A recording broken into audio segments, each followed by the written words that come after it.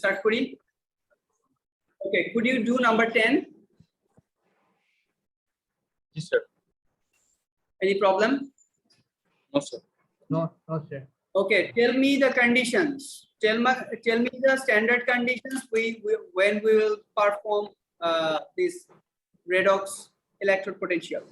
Half cell যখন design করি, what is the standard conditions? Sir, 101 kilopascal. 101 kilopascal pressure. এরপর 298 Kelvin temperature. 25 degree মানে 298 Kelvin. Very good. Concentration.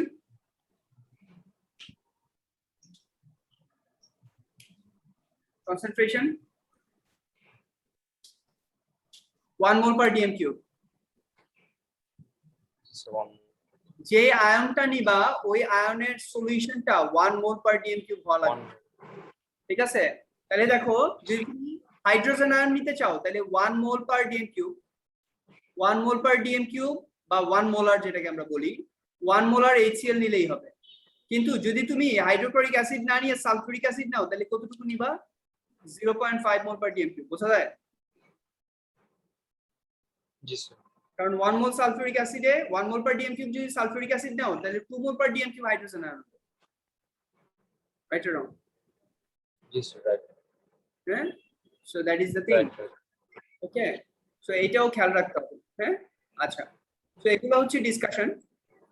এগুলো যদি পেরে থাকো then we are going back. আর আরেকটা হচ্ছে যে তোমার যে রড যেগুলো নিবা, copper rod, zinc rod, they must be in pure form. এগুলো আমরা বলছি। আচ্ছা, এবার আরেকটা যেটা আমরা ডিসকাস করতে চাই এটা হচ্ছে what is salt bridge. What is salt bridge? পারো সল্ট ব্রিজ কি? স্যার, আপনি ওইদিন বলছিলেন it balances the ions. হ্যাঁ, আচ্ছা, ভেরি গুড, ঠিক আছে। দেখো এইখানে তুমি তো কপার সালফেট নিছো তাই না? জি স্যার। এটাতে নিছো হচ্ছে কপার সালফেট, তাহলে কপার 2+ আছে আর এটা সালফেট 2- আছে। ওকে, আর এই যে এইটাতে হচ্ছে জিঙ্ক 2+ আছে আর সালফেট 2- আছে, রাইট? তুমি জিঙ্ক সালফেট নাও, তাহলে দেখো এটা হচ্ছে কপার রড, জিঙ্ক রড থেকে ইলেকট্রন আসতেছে copper 2+ is gaining electron to form copper metal, but sulfate ion কিন্তু রয়ে যাইতেছে, রাইট? জি স্যার। সলিউশনে সালফেট আয়ন থেকে যাইতেছে না? It will make the solution too much negatively মানে containing too much negatively charged ion. বুঝা যায়? জি স্যার। আচ্ছা, কপার সালফেটের যদি আমরা একটা আয়নিক ইকুয়েশন লিখি এটা এরকম, copper 2+ plus sulphate 2- is in dynamic equilibrium with copper sulfate aqueous, right or wrong? Right. আচ্ছা, দেখো যদি কনসেন্ট্রেশন অফ কপার 2+ যদি ডিসচার্জ হয়ে কপার মেটাল ফর্ম করে তাহলে concentration of copper 2+ ion decreases না? জি স্যার। তাহলে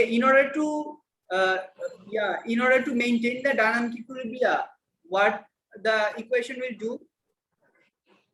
it will shift the equilibrium to the left side. Yes. এভাবে হইতে থাকবে, কিন্তু সালফেট আয়নটা যদি খুব বেশি বেড়ে যায় তাহলে ইলেকট্রনিক ইমব্যালেন্স ক্রিয়েট হবে এখানে, তখন সার্কিট আর কাজ করবে না, সার্কিট স্টপ হয়ে যাবে। বুঝা যায়? এখানে সালফেটের এই প্রবলেম। আরেকটা হচ্ছে এইখানে যেটা হইতেছে, এখানে দেখো জিঙ্ক মেটালটা জিঙ্ক 2+ ফর্ম করতেছে গেইনিং 2 ইলেকট্রনস, তাহলে এই জিঙ্ক 2+টা কোথায় রিলিজ হইতেছে? রড থেকে সলিউশনে। Liquid solution. তাহলে there are many more zinc 2+ ion than sulfate ion, right? তাহলে পজিটিভ আয়নের কনসেন্ট্রেশন অনেক বাইরে যাইতেছে নেগেটিভ আয়নের চেয়ে in the zinc half cell. জি স্যার। এটাও একটা ইলেকট্রনিক ইমব্যালেন্স ক্রিয়েট করবে, এন্ড এটা যদি কন্টিনিউ করে তাহলে এই সার্কিট স্টপ হয়ে যাবে, এটা কাজ করবে না।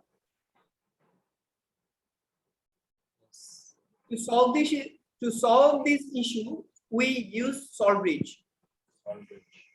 কি জিনিস এটা?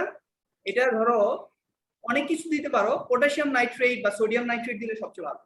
এখানে দেখো পটাশিয়াম আয়ন আছে আর নাইট্রেট আয়ন আছে। এটা একটা আমি দেখাবো না সল্ট ব্রিজের স্ট্রাকচারটা একটু পরে ভিডিওতে দেখাবো না। একটা পাইপের মতো, এটার মধ্যে এমন ভাবে এই আয়নগুলো থাকে যে যেদিকেই তোমার যেই আয়নটার ইমব্যালেন্স ক্রিয়েট করতেছে অপোজিট আয়ন এদিকে মুভ করে। যেমন এইদিকে সালফেট ইমব্যালেন্স ক্রিয়েট করতেছে কপার সেলের মধ্যে, তাহলে সালফেট তো নেগেটিভ, তাহলে পটাশিয়াম আয়নটা এদিকে মুভ করবে, করে হচ্ছে সালফেট আয়নকে নিউট্রালাইজ করবে। আর এদিকে যেহেতু জিঙ্ক 2+ বাইরে যেতেছে, নাইট্রেট এদিকে মুভ করবে, করে এখানে নিউট্রালাইজ করবে। বোঝা যায়? আচ্ছা, এখন আমরা কেন পটাশিয়াম নাইট্রেট দেই? Because all potassium compounds are soluble, all nitrate compounds are soluble. Instead আমরা যদি এখানে ধরো ক্লোরাইড দিলাম, পটাশিয়াম ক্লোরাইড দিলাম বা সোডিয়াম ক্লোরাইড দিলাম, আর এখানে এই সেলের মধ্যে ধরো সিলভার আয়ন আছে, তখন কি হবে? ক্লোরাইড যদি এখানে আসে তাহলে সিলভার ক্লোরাইড, মানে যদি আমরা সিলভার হাফ সেল বানাই, এটা সিলভার হাফ সেল বানাই, ধরো সিলভারের ডিপোজিশন, সিলভার আয়ন বাইরে যেতেছে, তাহলে ক্লোরাইড এসে কি এখানে প্রেসিপিটেট ফর্ম করবে না? জি sir, precipitate. To avoid that we always use potassium nitrate, মানে যেগুলো হচ্ছে soluble solution দিবে, মানে anything which can form precipitate we avoid in the salt bridge, ওটাকে আমরা salt bridge হিসেবে ইউজ করি না। বুঝা যায় কথা? আরেকবার চিন্তা করো। স্যার কোশ্চেন 11 এতে এটার ব্যাপারে জিজ্ঞেস করছিল about silver nitrate, এটা বুঝি না। সিলভার নাইট্রেট দিলে প্রবলেম হচ্ছে সিলভার আয়ন যদি এখানে আসে তাহলে সিলভার সালফেট ফর্ম করবে, silver sulfate will give you a precipitate, তাহলে প্রেসিপিটেট ফর্ম করলে তো আয়নের ইমব্যালেন্স ক্রিয়েট হবে, সেল স্টপ হয়ে যাবে, সেল কাজ করবে। বুঝছো? জি sir. Okay, very good. Shihad response করো। জি জি স্যার বুঝছি। আচ্ছা, সল্ট ব্রিজের অবজেক্টিভ কি? এটা যদি 2 মার্কস বা 1 মার্কস এর জন্য জিজ্ঞেস করে তাহলে এটা বলবা, what is salt bridge? A salt bridge can made from a strip of filter paper or other inert porous material soaked in saturated solution of potassium nitrate. এটা হচ্ছে salt bridge এর definition. এটা মেমোরাইজ করবা if required. A salt bridge to complete the electric circuit allowing the movement of ions between the two half cells so that ionic balance is maintained. এটা হচ্ছে 1 mark বা 2 মার্কের জন্য এটা জিজ্ঞেস করে, what is the objective of salt bridge? This is the objective of salt bridge. Mark করো।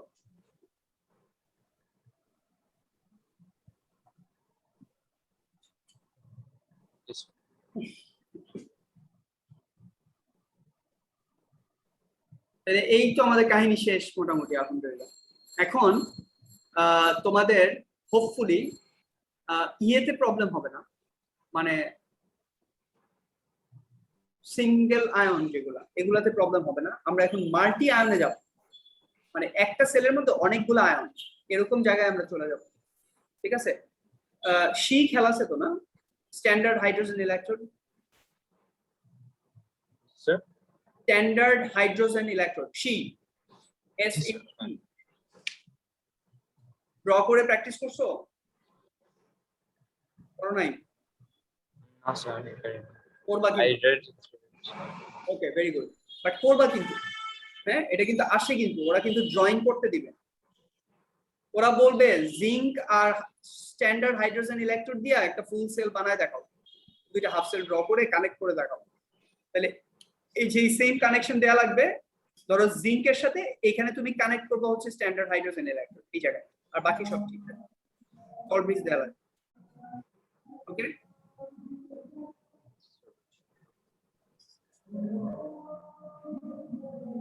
মাইক্রোফোনটা অফ করে দাও। আমার হ্যাঁ, আজানের সাউন্ড আসতেছে। এটা আমার এখানে এখনো আজান দেয়। তাহলে শিহাদ নাকি? আমার স্যার আমার। আমারটা তাহলে অফ করে দাও, পরে কথা বললে আবার ইয়ে করো। ওকে, এখন দেখো আমরা যাই suggest why aqueous silver nitrate is not used, এটা তো পারলাম। এখন write half equations for the reactions taking place in half cells below, write each equation as a reduction. এই দেখো number 1 number 2, number 3, make sure that you balance the equation. এগুলা হ্যাঁ, এগুলা কেমনে করবো আমরা, দ্যাট ইজ দ্য থিং। এখন এইটার জন্য আমাদের ডেটা বুকলেট লাগবে। ডেটা বুকলেট ছাড়া এগুলা করতে হবে না। ডেটা বুকলেট থেকে কিভাবে করতে হবে এটা আমি দেখাই দিই, তাহলে তোমার জন্য সুবিধা হবে। ডেটা বুকলেট তোমার হেল্প করবে, ভয় পাওয়ার কিছু নাই। রেডক্সে চলে যাও, এই যে ডেটা বুকলেট আছে এখান থেকে পিক করো তোমার যেটা দরকার। ক্রোমিয়াম না, ক্রোমিয়াম 2+ আর ক্রোমিয়াম 3+ আনা আছে না প্রথমটাতে? না, প্রথমটাতে ক্রোমিয়াম 2+ আর ক্রোমিয়াম 3+। জি আছে ডেটা বুকলেটে এটা? জি স্যার আছে।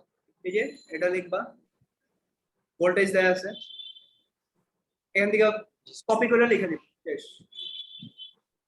তাহলে কি বলতেছে, write half equations for the reactions taking place in the half cells below, write each equation as a reduction. তাহলে এই যে লিখলাম chromium 3+ is reduced to form chromium 2+, E naught value is -0.4। শেষ? কঠিন? কঠিন কঠিন সিস্টেমটা বুঝতে হবে, কি করতেছে এটা বুঝলেই হবে। এবার Br2 2 ব্রোমাইড, দেখো তো কই আছে Br2 আর 2 ব্রোমাইড কে দরকার, এই যে দেখো, দেখে দেখে লিখবা 1 মার্ক। শুধু you need to know how to use the data booklet, that is it, right? কঠিন? ইনশাআল্লাহ। এরপর দেখো অক্সিজেন ওয়াটার হাইড্রোক্সাইড, তাহলে অক্সিজেন এন্ড ওয়াটার এক সাইডে থাকবে, হাইড্রোক্সাইড আরেক সাইডে থাকবে, বুঝার চেষ্টা করো। অক্সিজেন এন্ড ওয়াটার এক সাইডে থাকবে, হাইড্রোক্সাইড আরেক সাইডে থাকবে। তাহলে বাই করি অক্সিজেন এন্ড ওয়াটার কই, হাইড্রোক্সাইড কই, এটা বাই করি। অক্সিজেন ওয়াটার হাইড্রোক্সাইড, দেখো কোথাও দেখা যায় নাকি ওদেরকে। অক্সিজেন ওয়াটার এক সাইডে, হাইড্রোক্সাইড আরেক সাইডে, HO2- থাকলে হবে না। অক্সিজেন ওয়াটার এক সাইডে, হাইড্রোক্সাইড আরেক সাইডে, এই যে পাইছি।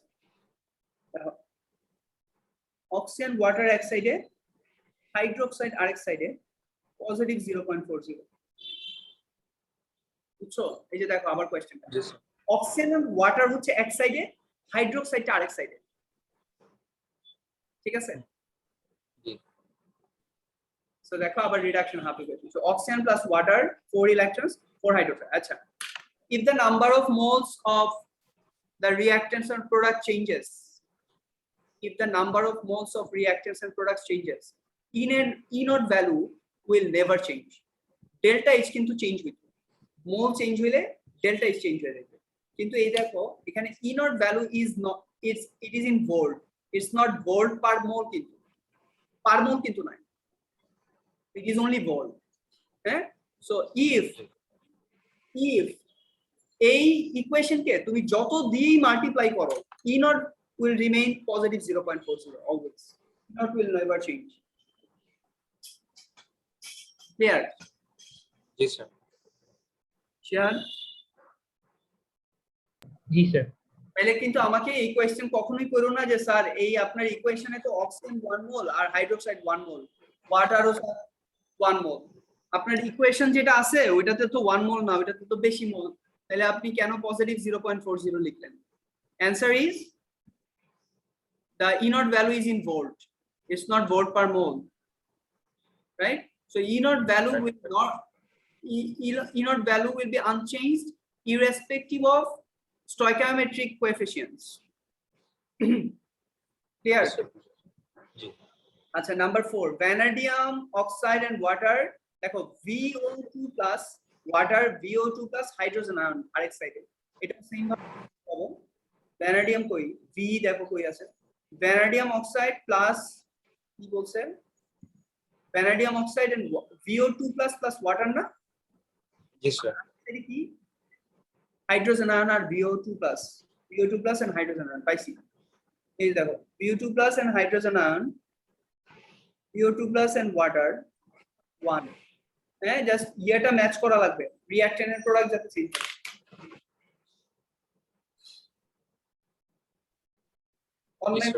অনলাইন ক্লাস নিতে নিতে ঘাড় ব্যথা হয়ে যায়, স্কুল ছেড়ে দিছি এরপরও ঘাড় ব্যথা হয়ে যায়।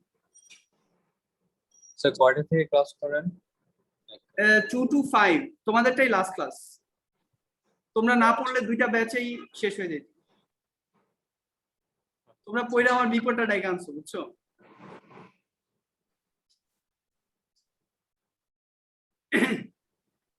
বাট একটা বছর আবার না পড়াইলে, ধরো A2 ক্যামব্রিজ 1 বছর পড়াইলাম না, এটা আবার একটু প্রবলেম, মানে অনেক কিছু খেয়াল থাকে না।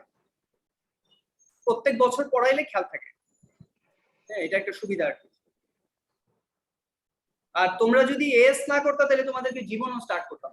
এএস এ ছিলা দেখে স্টার্ট করছি যে তোমাদের মাছ পথে ফালায় কই যাবো। এএস না করলে তোমাদেরকে কোনোদিনও স্টার্ট করতাম, আমার 1 ঘন্টা টাইম বেঁচে যেত। আচ্ছা, তাইলে এটা বুঝছো ক্লিয়ারলি ইমতিয়াজ? জি স্যার, বুঝেছি। তাহলে জিনিসগুলো খেয়াল রাখো, যদি প্রসিডিউর গুলো বুঝো ইনশাআল্লাহ the thing will be very easy.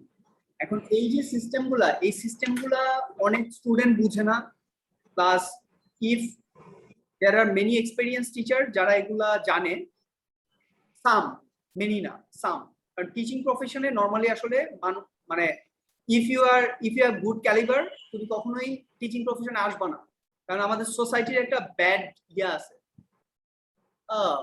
চাকরি বাকরি পায় নাই মাস্টার, বুঝছো? সোসাইটিতে কিন্তু এটা আছে, এর জন্য কিন্তু মানুষ নরমালি টিচিং প্রফেশনে আসতে চায়, এটা একটা রিয়ালিটি আমি তোমাদের বলতেছি। তো এর জন্য খুব ভালো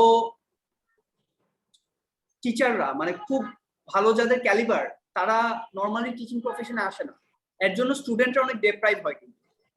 তো মেনি টিচার্স তারা এই কনসেপ্টগুলো বুঝে, কিন্তু কিভাবে লিঙ্ক করতে হবে এই জিনিসগুলো বুঝে না কিন্তু। এই কারণে স্টুডেন্টরা যেটা ফিল করে যে থিংস আর ভেরি ডিফিকাল্ট।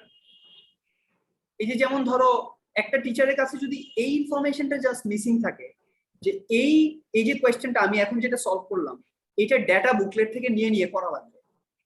ধরো একজন ফ্রেশার টিচার, ওনার কাছে এই ইনফরমেশনটা নাই, তাইলে দেখো উনি কি করবে, উনি এই জিনিসগুলো স্টুডেন্টদেরকে মেমোরাইজ করাবে, মানে ওই বানাবে, উনি বলবে যে এই 4টা তাহলে মেমোরাইজ করে ফেলবে। এটা করে কিন্তু আমাদের কাছে অবজেকশন আসে এগুলো নিয়ে। তাহলে দেখো একটা ছোট্ট ইনফরমেশন, ব্যাপারটা এটা না maybe he is a good teacher but owner experience নেই, উনি জানে না যে ডাটা বুকলেট থেকে ইনফরমেশন গুলো নেওয়া লাগে।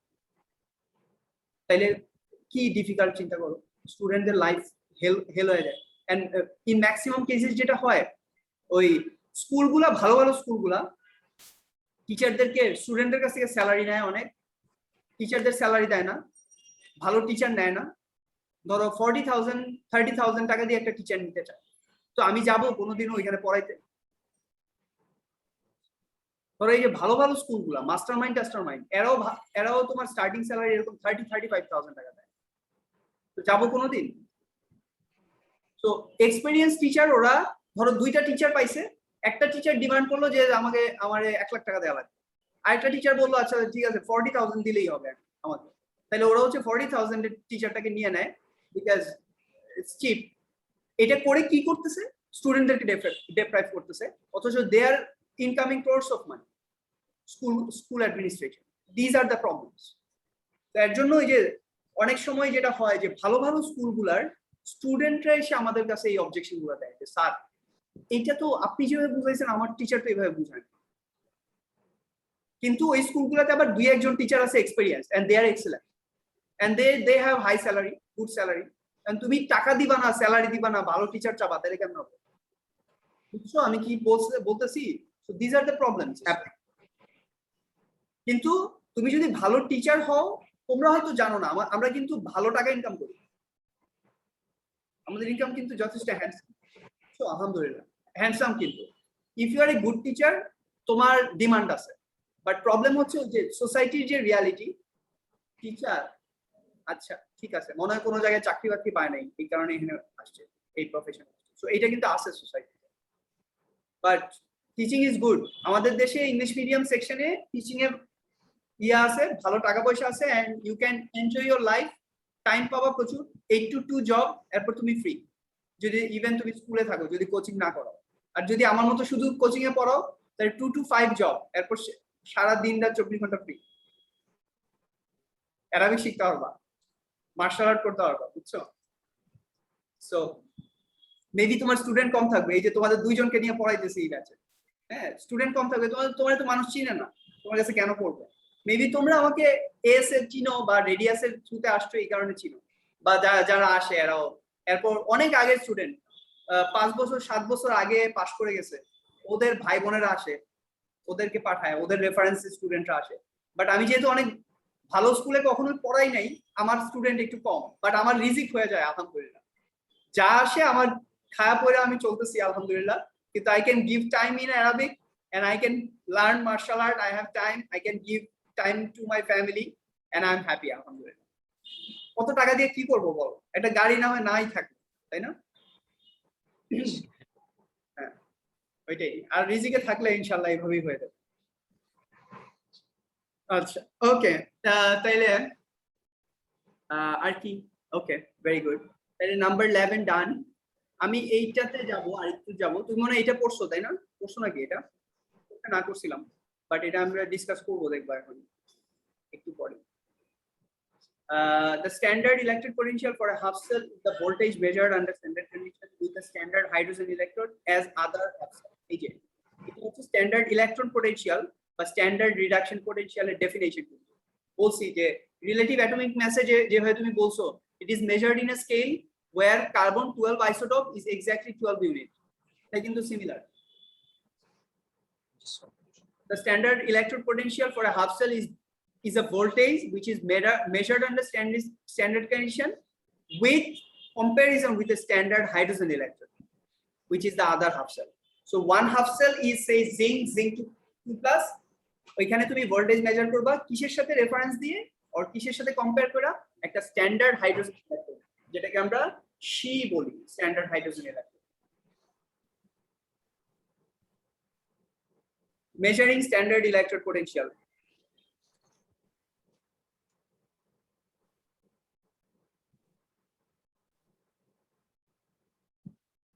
আজকে তো কথা অনেক বেশি বলছি, আচ্ছা আরো 10 মিনিট নেই, ঠিক আছে? নাই তো কথা তো বেশি বললাম মাঝখানে, নিজের কথাবার্তা বললাম। আচ্ছা তোমাদের ইয়ে করা যাবে না, ডেপ্রাইভ করা যাবে না, ইয়ে করি এটা একটু শেষ করে দেখি। ক্লাস নাই তো না? আচ্ছা মেজারিং ইলেকট্রোড পোটেনশিয়াল কি দিয়ে মেজার করতে পারি? একটা মেটাল আয়ন হাফ সেল, এটা হতে পারে একটা non metal, say hydrogen chlorine non metal ion half cell, এরকম হতে পারে আয়ন হাফ সেল হতে পারে, হ্যাঁ আয়ন হাফ সেল হতে পারে। এক্সাম্পল দেই, half cell containing metal and metal ion. তাহলে দেখো এই যে say metal ion, half cell containing metal ion, copper 2 plus copper, তো metal ion, এটা তো তোমরা দেখলা। এই যে দেখো স্ট্যান্ডার্ড হাইড্রোজেন ইলেকট্রোডের সাথে কম্পেয়ার করছি, বুঝছো? এই যে পজিটিভ 0.34 ভোল্ট, হাইড্রোজেন ইজ 0 আর কপার ইজ পজিটিভ 0.34 হইলো। এগুলা পড়ে নিবা, এগুলা পারবা, জাস্ট দেখলেই পারবা। জিঙ্ক আবার হাইড্রোজেন ইলেকট্রোডের সাথে কানেক্ট করছি, এটাও মেটাল আয়ন। এই সেম ডায়াগ্রাম গুলো ড্র করতে দিবে। সল্ট ব্রিজ লেভেল করবা 1 অ্যাটমসফিয়ার বা 101 কিলো প্যাসকেল লেভেল করবা, টেম্পারেচার লেভেল করবা, কনসেন্ট্রেশন লেভেল করবা, সব লেভেল করবা। লেভেল না করলে মার্কস পাবা না। তাহলে গেল কোয়েশ্চেন নাম্বার 12 ডান করবা। এটা হচ্ছে metal ion, half cell containing non metal and non metal ion. কেমন? এই যে দেখো স্ট্যান্ডার্ড হাইড্রোজেন ইলেকট্রোড আর ক্লোরিন ক্লোরাইড, এই দেখো কি দিছি সেম। আমি বলছি গ্যাস হলে কি করবা, প্লাটিনাম দিবা, সেম এটার মতো কিন্তু একদম 1 মোল ক্লোরাইন গ্যাস দিলা, সরি হাফ মোল ক্লোরাইন গ্যাস দিবা, এখানে হাফ মোল হাইড্রোজেন দিবা, 1 অ্যাটমসফিয়ার, মোল কিন্তু লিখতেছি, হ্যাঁ। ক্লোরাইড আয়ন মানে হাইড্রোক্লোরিক অ্যাসিড, এখানে হাইড্রোক্লোরিক অ্যাসিড দিতে পারো, সেম দিতে পারো, কোনো সমস্যা নাই। 1 মোল পার ডিএম কিউব দিলা। এই যে দেখো half Cl2 plus electron chloride, E naught হচ্ছে পজিটিভ 1.36 আর hydrogen ion plus electron, sorry হ্যাঁ হাইড্রোজেন আয়ন মানে হচ্ছে 1 mole of hydrogen ion plus electron, half H2 gas which is এত, বুঝছো? পারবা না এটা? Yes, sir. ক্লোরাইন এখানে গ্রিন ক্যান, গ্রিন গ্যাস, জানো তো ক্লোরাইন ইজ এ গ্রিন গ্যাস, এর জন্য কালারটা আমরা গ্রিন দেখাইছি। তাহলে এটা হচ্ছে নন মেটাল আর কি half cell containing non-metal and non-metal ion, Non-metal. chlorine R non-metal ion chloride half cell গেল, এটা করবা 13 নাম্বার 14 13 14 করবা। আচ্ছা লাস্ট থিং কি বলতেছে, half cell containing ion of the same element in different oxidation stage। দেখো iron 3 plus iron 2 plus, তাইলে যদি দুইটা আয়ন থাকে সেম এলিমেন্টে, আয়রন রড দিতে পারবো না। কি বললাম, multiple ion of the same element যদি থাকে ওই মেটাল আয়নের রড দিতে পারবো না। কিসের রড দিবা? Platinum rod. আনরিঅ্যাক্টিভ মেটাল প্লাটিনামের রড দিবা সব সময়, খেয়াল থাকবে। Yes, sir. এইটাই ডিফারেন্স, আর কোনো ডিফারেন্স নাই। দেখো আর কিছু নাই, আর সব সেম। 3 plus 2 plus দুইটাই 1 mol per dm cube। Platinum rod দেওয়া লাগবে, ডায়াগ্রামটা দেখো, কোনো বেল জার দেওয়া দরকার নাই কারণ এটা তো গ্যাস না। জাস্ট এইটা যেভাবে আছে ঠিক এইভাবে দিবা, জাস্ট প্লাটিনামের ইলেকট্রন, দ্যাট ইজ ইট। তাহলে দেখো iron 3 plus plus electron iron 2 plus, এখানে আয়রন মেটালের কোনো কাহিনী নাই কিন্তু। আয়রন মেটাল কোনোভাবেই দেওয়া যাবে না, আয়রন মেটাল দিলে এই হাফ সেল কাজ করবে না। তখন তিনটে এন্টিটি চলে আসবে, iron metal, iron 2 plus, iron 3 plus, তিনটা জিনিস চলে আসবে। তিনটা জিনিস আসলে হবে না, এখানে কাজ হবে না, কারণ আমরা হাফ সেল চাইতেছি হচ্ছে অক্সিডেশন মানে রিডাকশনটা হবে বা অক্সিডেশন অপোজিট থিংটা হবে হচ্ছে আয়রন 3 plus আর আয়রন 2 plus এর মধ্যে। এখানে iron metal must not interfere, ঠিক আছে? Yes. ওকে, সেভারাল স্পিসিস যদি থাকে, দেখো এটা একটা হাফ সেল, এটার হাফ সেল কিভাবে বানাবা? Manganate ion, manganese 2 plus, hydrogen ion, এত কিছু আছে। তাহলে কি যতগুলো আয়ন আছে সবগুলো 1 mol per dm, 1 mol per dm, 1 mol per dm, multiple ions. Left side Yes, sir. Of the equation আর রাইট সাইড অফ দ্য ইকুয়েশনে যত আয়ন থাকবে সবগুলোর 1 mol per dm কিউব করে দেওয়া লাগবে। তাহলে 1 mol per dm কিউব ধরো পটাশিয়াম পারম্যাঙ্গানেট দিলা, 1 mol per dm কিউব ধরো হচ্ছে ম্যাঙ্গানিজ নাইট্রেট দিলা বা ম্যাঙ্গানিজ ক্লোরাইড দিলা, আর hydrogen ion 1 mol per dm cube ধরো হাইড্রোক্লোরিক অ্যাসিড দিলা, তাইলেই হয়ে যাবে। এই তো, এই যে দেখো সেম প্লাটিনাম দিবা কারণ multiple ions, whenever there will be multiple ions of the same element, platinum electrode must be used. So look at the diagram, ঠিক আছে? বোঝা যায়? ড্র করা লাগবে। 17 পর্যন্ত ডান। তাহলে দেখো পড়াইতে টাইম লাগে না যদি তুমি ফ্লোটা বুঝো, কিন্তু আমি যদি সবগুলা ডিটেইল বলতে থাকতাম it would be very difficult. দেখো 5 মিনিট লাগছে এতগুলা জিনিস ডিসকাস করতে, 5 মিনিটস, এবং তুমি ক্লিয়ারলি বুঝছো এখানে কি হইতেছে। কিন্তু আমি যেটা স্টুডেন্টদের জন্য যেটা ডিফিকাল্ট হয়ে যায়, যখন ফ্রেশ একজন টিচার থাকে, ফ্রেশার, এক্সপেরিয়েন্স নাই, তখন উনি কি করে এই প্রত্যেকটা জিনিসকে আলাদা আলাদা করে এক্সপ্লেইন করে। তখন স্টুডেন্ট মনে করে এটা হিউজ জিনিস, এত ডিসকাশন স্যার কেমনে পারবো। কিন্তু যখন আমি পুরো ডিসকাশনটা 5 মিনিটসে করলাম, তিনটা জিনিস বললাম, metal ion, non metal ion, আর মাল্টিপল আয়ন। তাহলে মেটাল আয়নে metal is the electrode, half সেলে মেটালটাকে রড আর মেটাল আয়নটা 1 mol per dm cube. Non মেটালে বেলজার লাগবে, প্লাটিনাম ইলেকট্রোড লাগবে, গ্যাস দিবা আর ওই গ্যাসের আয়নটা দিবা, ক্লোরিন, ক্লোরাইডের আয়ন, ব্রোমাইন, সে লিকুইড যদি হয় তাহলে ব্রোমাইড আয়ন, আয়োডিন যদি সলিড হয় তাহলে আয়োডিন, আয়োডাইড আয়ন, এভাবে দিবা, ঠিক আছে? আর নন মেটাল যদি সলিডও হয়, যেমন আয়োডিন সলিড, স্টিল নন মেটালের জন্য প্লাটিনাম ইলেকট্রোড। বুঝা গেছে কথাটা? নন মেটালের জন্য সবসময় প্লাটিনাম ইলেকট্রোড। আর লাস্টলি যদি মাল্টিপল আয়নস থাকে তাহলে সবসময় প্লাটিনাম ইলেকট্রোড, আর হাফ ইকুয়েশনে যতগুলা আয়ন থাকবে সবগুলা আয়নের 1 mol per dm, আর বাকি সব কন্ডিশন সেম। Yes, sir. এই হচ্ছে শেষ 17 পর্যন্ত ডান।